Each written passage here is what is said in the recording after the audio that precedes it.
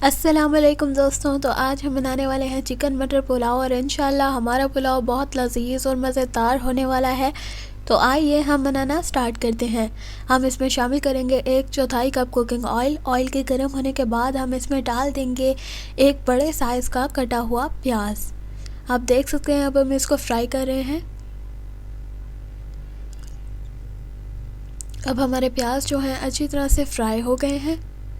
ان کے اچھی طرح سے فرائی ہونے کے بعد ہم اس میں ایڈ کرنے والے ہیں 2 کٹے ہوئے ٹماٹر۔ اب ہم ان ٹماٹروں کو اچھی طرح اسی آئل میں گلا لیں گے۔ گلانے کے بعد ہم اس میں یہ پیسٹ نکال کر اب ہم اسی تیل کے اندر ادرک لہسن کو اچھی طرح سے پکا لیں گے، تاکہ ان کی کوئی بدبو نہ رہے، کوئی ایسی اسمیل نہ رہے، کچا پن نہ رہے۔ اب ہم اس کو اچھی طرح سے فرائی کر لیں گے۔ اسی تیل میں ہم واپس ٹماٹر کا پیسٹ ایڈ کر دیں گے، اور اس میں ہم شامل کر لیں گے 1 ٹی اسپون لال مرچ۔ اب ہم اس میں حسب ضرورت نمک شامل کر رہے ہیں۔ آپ لوگ اپنے ٹیسٹ کے مطابق اس میں حسب ضرورت نمک شامل کر سکتے ہیں۔ اب ہم اس میں ڈال دیں گے سوکھا دھنیا 1/2 ٹی اسپون، آدھا چائے کا چمچ۔ اب ہم اس میں ایڈ کریں گے گرم مسالہ 1 ٹی اسپون، 1 چائے کا چمچ۔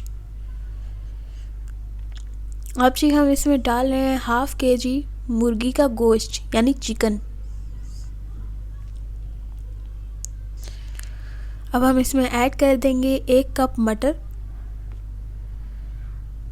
اس کے بعد ہم اس کو 20 منٹ تک اچھی طرح سے پکا لیں گے۔ اب آپ دیکھ سکتے ہیں کہ ہمارا گوشت جو ہے وہ اچھی طرح سے گل چکا ہے۔ ہم اس میں ایڈ کریں گے 1/2 لیٹر واٹر، پانی۔ اب ہم اس میں ایڈ کر رہے ہیں آدھا کلو چاول۔